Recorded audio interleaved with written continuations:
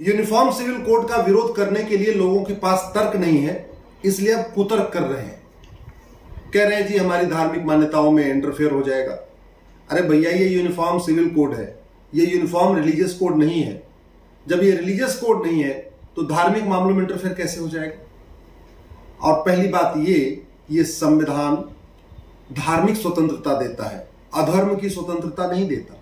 ये प्रेम करने की स्वतंत्रता देता है, नफरत करने की स्वतंत्रता नहीं देता। ये अहिंसा की आजादी देता है, हिंसा की आजादी नहीं देता। इसी तरीके से ये ईमानदारी से रहने की आजादी देता है, चोरी करने की आजादी नहीं देता। कल को आप कहेंगे कि जी हमारे तो किताब में लिखा हुआ है कि काफिरों की हत्या कर दो, इसलिए हमारे ऊपर 302 नहीं लगना चाहिए। ये कोई लॉजिक है क्या?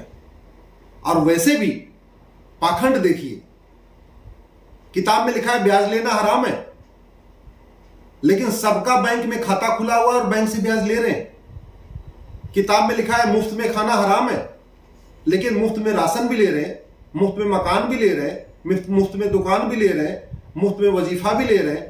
दुनिया भर की केंद्र सरकार की योजनाएं हैं जो मुफ्त वाली चल रही हैं, राज्य सरकार की योजनाएं मुफ्त वाली चल रही हैं, वो हराम नहीं है। इसलिए यूसीसी के ऊपर जिस तरीके का कुतर्क आ रहा है, मुझे लगता है इसको देश को समझना चाहिए। और जहां तक बात यह है कि यूसीसी से होगा क्या, शादी विवाह की उम्र समान हो जाएगी ना। कहां गया इसमें रिलीजन? अगर किसी की 9 साल है, किसी की 18 साल है और सबकी 18 हो जाएगी तो कहां से दिक्कत कहां आ गई? अगर ग्राउंड्स ऑफ डिवोर्स सबका एक समान हो जाएगा, अगर बाजपन के आधार पर तलाक होगा तो सबका होगा, नपुंसकता के आधार पर होगा तो सबका होगा, कोड होने पे होगा तो सबका होगा, कहां से आ गया इसमें रिलीजन? अगर प्रोसीजर ऑफ डिवोर्स सबका कॉमन हो जाएगा, सबका पहले मीडिएशन होगा, यानी पहले आपस में पंचायत होगी और पंचायत से बात नहीं बनेगी, फिर कोर्ट में मामला जाएगा और कोर्ट के जरिए सबका होगा। इसमें समस्या क्या है? कोई जरूरी है कि व्हाट्सएप पे तलाक हो, ईमेल पे जरिए हो, कुरियर पे हो? भाई तलाके हसन, तलाके एहसन, तलाके बाइन, तलाके किनाया आज भी चल रहा है। ट्रिपल तलाक खत्म होने के बाद 4 तरीके के तलाक चल रहे हैं और ये चारों व्हाट्सएप से होते हैं, ईमेल से होते हैं, कुरियर से होते हैं, रजिस्टर्ड कोर्ट से होते हैं। तो संविधान इसकी इजाजत नहीं देता। गुजारा भत्ता गुजर बसर करने के लिए मिलता है कि भाई ठीक है, अगर शादी टूट गई तो कम से कम जो लड़की है या अपने मान लो उसको बच्चा भी है तो वो आराम से गुजर बसर कर सके। तो गुजारा भत्ता सबको मिलेगा, तो इसमें मजहब कहां से आ गया? हिंदू, जैन, बौद्ध, सिख को गुजारा भत्ता मिलता है, वहां तो कोई नहीं कह रहा जी हमारा धर्म खतरे में है। अगर मुस्लिम बेटियों को गुजारा भत्ता मिल जाएगा तो इससे मजहब कहां से खतरे में आ जाएगा? इसी तरीके से अगर गोद लेने का अधिकार मुस्लिम बेटियों को मिल जाएगा, कहां से इसमें रिलीजन खतरे में आ गया? अगर कोई कमी है, चाहे वो पति में कोई कमी है या पत्नी में कोई कमी है, किसी भी कारण से अगर बच्चा नहीं होता तो दूसरी शादी क्यों करना? सौतन क्यों लाना घर में?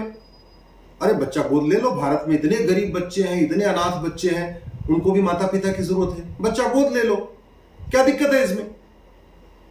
अगर विरासत का एक समान अधिकार हमारी मुस्लिम बेटियों को मिल जाएगा तो मजहब कहां से खतरे में आ जाएगा? वसीयत का एक समान अधिकार हमारी मुस्लिम बेटियों को मिल जाएगा जैसा हिंदू बेटियों को है, कहां से इसमें रिलीजन खतरे में आ जाएगा?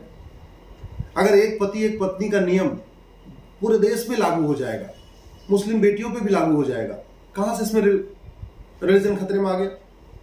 अगर हम दो हमारे दो लागू हो गया सबके लिए तो अच्छी बात है ना। जो बेटियों की तबीयत खराब हो जा रही है, स्वास्थ्य खराब हो जा रहा है, 10 बच्चे, 12 बच्चे, 15 बच्चे, अरे हम दो हमारे दो लागू होगा, छोटा परिवार, सुखी परिवार, सबका स्वास्थ्य अच्छा रहेगा, परिवार खुशहाल रहेगा, कमाई कम भी होगी तो भी बढ़िया परिवार चलेगा। है? इसमें दिक्कत कहां से है? अगर देश की सभी बहन बेटियों को माता पिता का देखभाल का अधिकार मिल जाएगा, इसमें रिलीजन कहां से खतरे में आ जाएगा?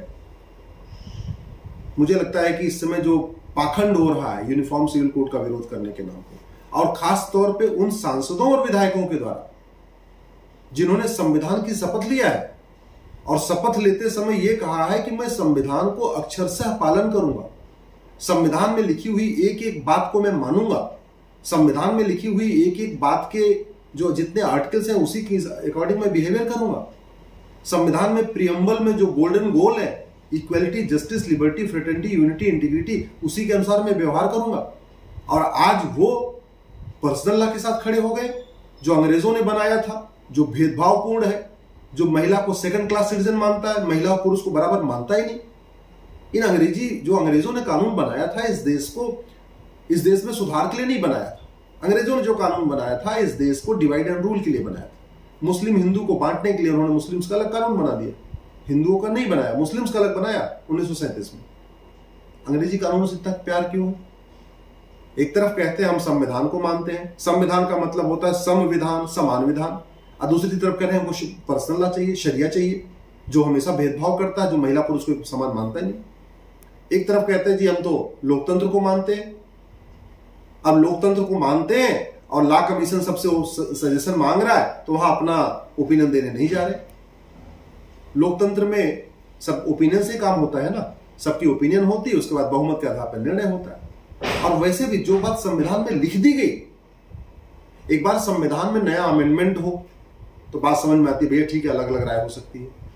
संविधान में कुछ नया जोड़ा जा रहा हो तो भी समझ में आता है कि भाई ठीक है सबकी अलग अलग ओपिनियन है। यहां तो अंग्रेजों के द्वारा बनाए गए कानून को खत्म करना है और संविधान में लिखी हुई बात को लागू करना है।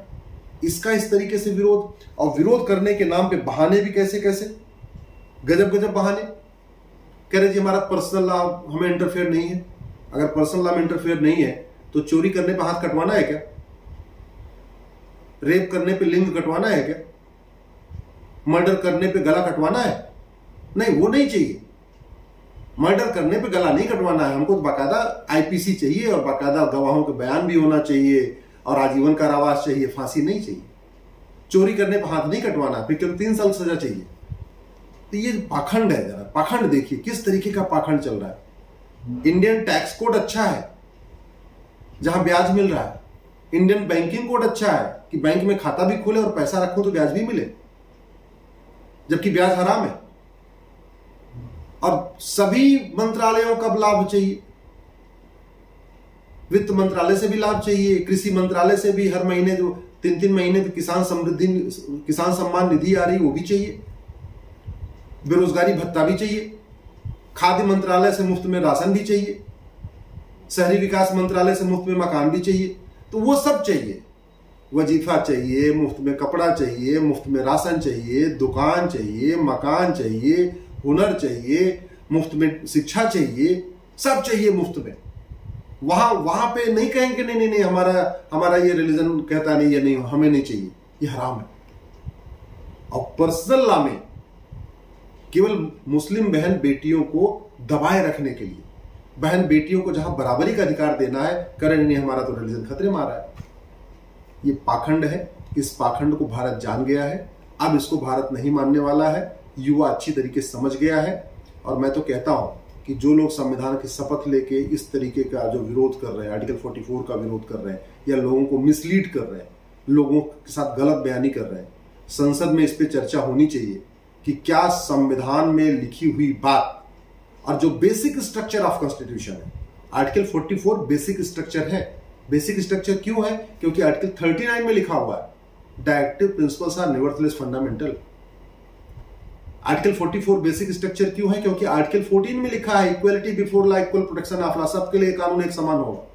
आर्टिकल 15 में कह रहा है जाति, धर्म, भाषा, क्षेत्र, लिंग के आधार पर भेदभाव नहीं होगा।